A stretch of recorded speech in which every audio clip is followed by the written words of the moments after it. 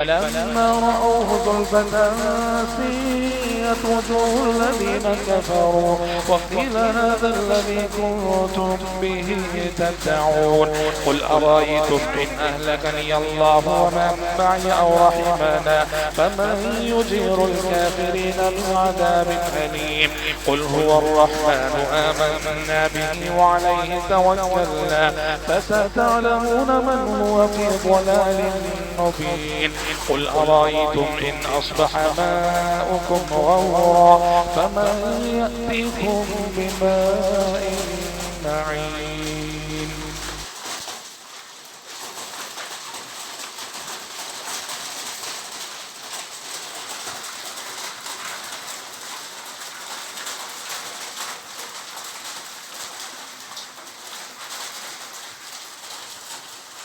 أعوذ بالله من الشيطان الرجيم.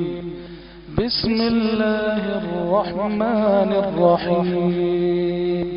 تبارك الذي بيده الملك وهو على كل شيء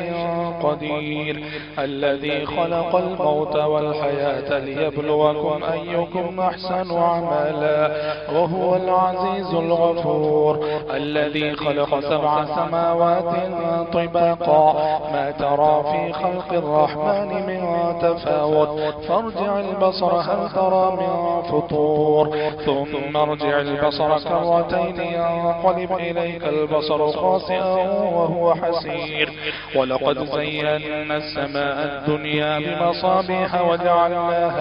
وجعلناها رجوما للشياطين وأعتدنا لهم عذاب السعير وللذين كفروا بربهم عذاب جهنم وبئس المصير إذا ألقوا فيها سمعوا لها شهيقا وهي تفور تكاد تميز من الغيظ كلما ألقي فيها فوج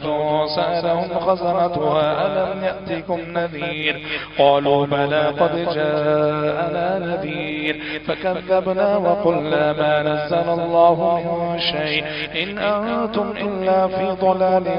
كبير وقالوا لو كنا نسمع أو نعقل ما كنا في أصحاب السعير فاعترفوا بذنبهم فسحقا لأصحاب السعير إن الذين يخشون ربهم بالغيب لهم مغفرة وأجر كبير وأسروا قولكم أو اجهروا به إنه عليم بذات الصدور ألا يعلم من خلق وهو اللطيف الخبير هو الذي جعل لكم الأرض ذلولا فامشوا في مناكبها وكلوا من رزقه وإليه